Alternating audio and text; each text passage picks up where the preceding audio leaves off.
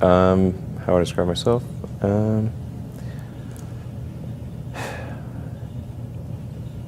Well, I mean, I seem to have a high innate drive, and that's been true even since I was a little kid.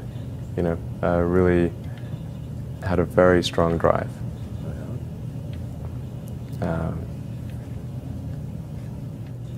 I care a lot about the truth of things and trying to understand the truth of things. I think that's important.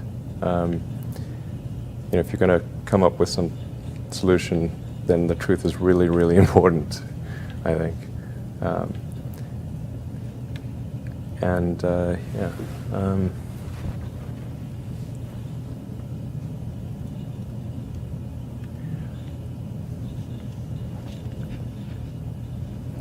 I try to think of. I mean, it's difficult to obviously come up with like things that are praise for oneself, you know, or like there's bad and good here, but I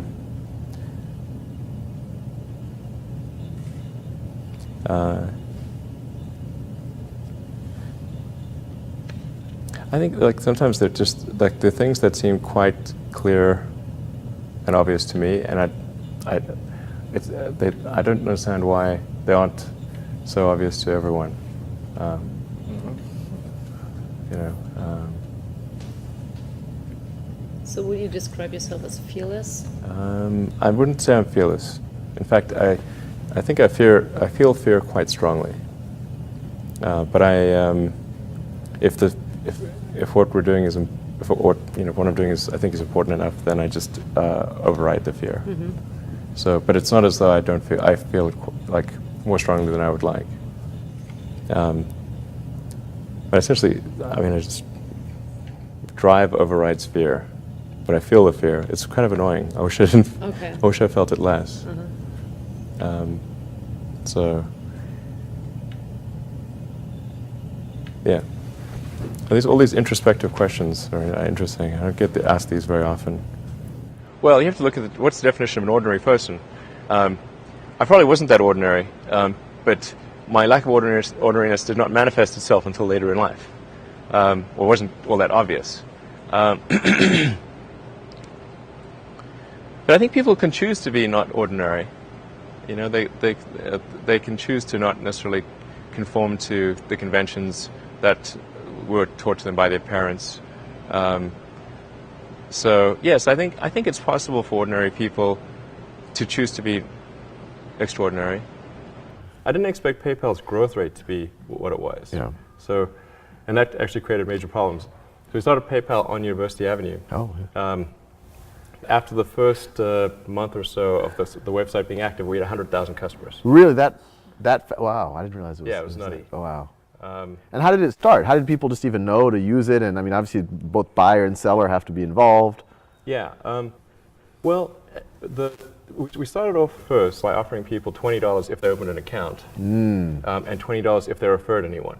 Oh. And then we dropped it to $10, and then we dropped it to $5. As the network got bigger and bigger, the value of the network itself exceeded any sort of carrot that we could offer. So how much money did y'all spend with that kind of $5, $10, $20 incentive to get that critical mass going? That was a fair amount. I think it was probably $60 or $70 million. Oh wow! Okay, so it was a Yeah, substantial. Oh, okay. So we're not talking peanuts here. Yeah, this is. Yeah, it depends on your relative scale. Yeah, it's a peanut to Google. Yes, no, that's right. That's right. Yes, peanut. Yes, yes. I mean, like Google's got 50 billion, Apple's got, I don't know, 150 billion, some crazy amount of money. Wow, That's just cash. Yeah, yeah. I remember that Sunday before Christmas in 2008 thinking, like, that, like, this is the closest I've ever come to a nervous breakdown. Like, I never thought I would ever be someone who could have a nervous breakdown. And I didn't, I mean, but it was like, I could see it. Like, I was within sight of it. It was like, this sucks. This is terrible. And then the next morning, NASA called and said that we'd won this $1.5 billion. The next morning. Yeah, the next morning. Like, literally, I was at home, and I thought they'd all gone home for the holidays. I actually said to the NASA guys, that I love you. I don't think they've gotten that response before. So that was, the Monday morning, and then I think it was the Tuesday night or the Wednesday night was when we closed the financing round for Tesla, and that was like 6 p.m. on Christmas Eve. It was the last hour of the last day when it was possible. And we would have gone bankrupt a few days after Christmas if that round had not closed. You know, heritability of traits is much greater than I'd thought. I mean, I was actually much more of the, I'd assumed that in the nature versus nurture, it was much more nurture, but having had 5 kids, I think it's much more nature. I mean, what are you? You're hardware and software, right? So the difference between one person and the next must either be a hardware difference or a software difference. And why are kids that may have the exact same background or same school, same everything, yet there's widely different capabilities, yet they have the same input experiences? Well, then it must be the hardware that's different. Well, maybe we're in a simulation right now. Yeah.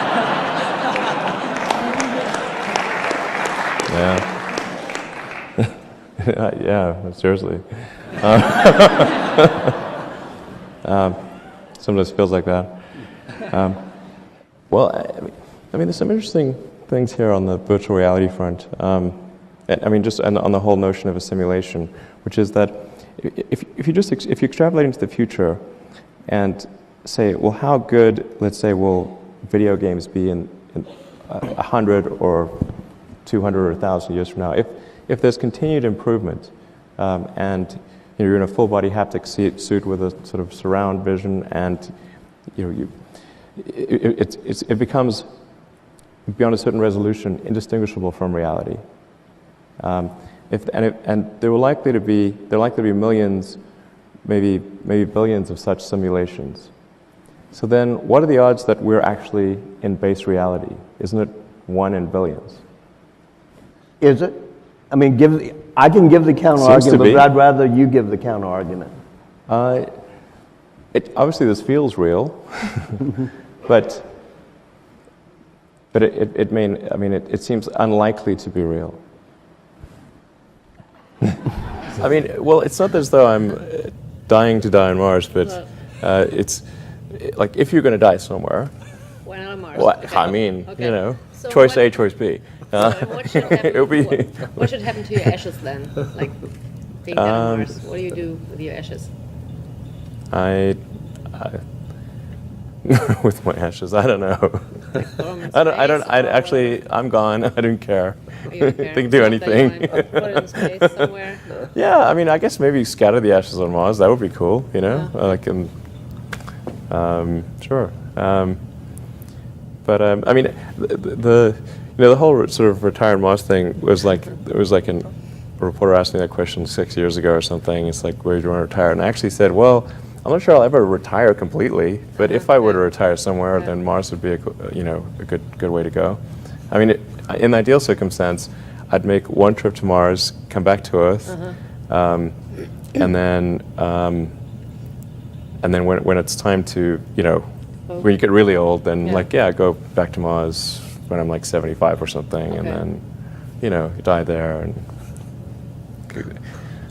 seems like, if you're going to die anywhere, why not die on Mars? You're right. I taught myself how to program computers when I was a kid, and bought my first computer when I was 10 and sold my first commercial program when I was 12. Not bad. Yeah. Made a lot of money for a little kid. So my first company was not a consumer company. It was primarily providing internet software to media companies to enable them to go online. But then the second company, PayPal, started off originally as X.com. But anyway, we had that as a feature, and whenever we demonstrate the system to people, they wouldn't get excited about the aggregation of financial services, but they got really wowed by the fact that you could email money to somebody. And we're like, wow, okay, that's the easy part. But we started focusing on that, and more and more, just let's focus on the email payments part of it. And then in early 2000, about a year after both companies were formed, And only a few months after we'd launched our respective websites, we merged the companies, with X.com acquiring Confinity. And initially the company was known as X.com, and then, but we used PayPal as the consumer brand. And then about a year after the merger, we changed the company's name from X.com to PayPal to match the name of the product. A lot of times people think like creating companies is going to be fun. I would say it's not. It's really not that fun. I mean, there are periods of fun, and there are periods of where it's just awful. And particularly if you're the CEO of the company, you actually have a distillation of all the worst problems in the company. There's no point in spending your time on things that are going right. So you only spend your time on things that are going wrong. And there are things that are going wrong that other people can't take care of. So you have like the worst. You have a filter for the crappiest problem in the company, the most pernicious and painful problem. So I wouldn't say I think you have to feel quite compelled to do it, and have a fairly high pain threshold. And there's a friend of mine who says like starting a company is like staring into the abyss and eating glass. And there's some truth to that. The staring into the abyss part is that you're going to be constantly facing the extermination of the company. Because most startups fail. It's like 90%, arguably 99% of startups fail. So that's the staring into the abyss part. You're constantly saying, okay, if I don't get this right, the company will die. It can be quite stressful. And then the eating glass part is you've got to do the problems. You've got to work on the problems that the company needs you to work on, not the problems you want to work on. And so that's you end up working on problems that you'd really wish you weren't working on.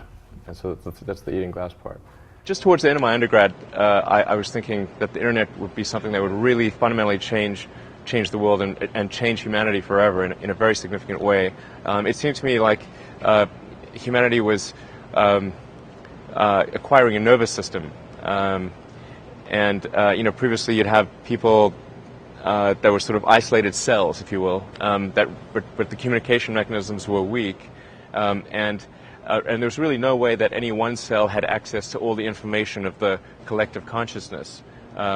You'd have to go to libraries here and there and talk to people and that sort of thing. And but the way it is today, if you could be in the jungles of Congo and have a satellite link to the internet and have access.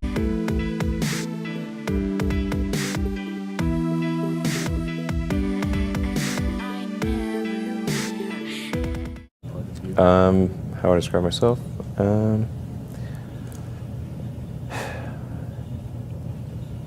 Well, I seem to have a high innate drive. I'm trying to think of. It's difficult to obviously come up with like things that are praise for oneself, or like there's bad and good here, but.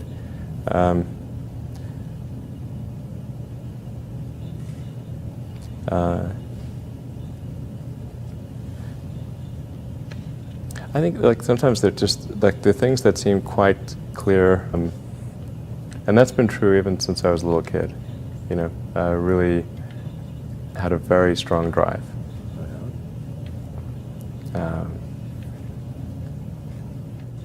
I care a lot about the truth of things, and trying to understand the truth of things.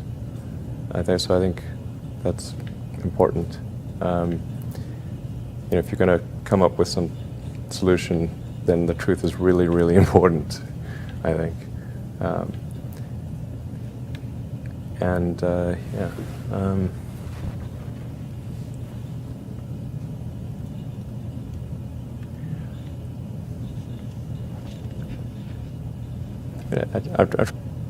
obvious to me, and I don't understand why they aren't so obvious to everyone.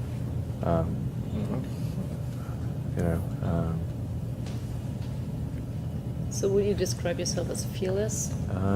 I wouldn't say I'm fearless. In fact, I think I feel fear quite strongly.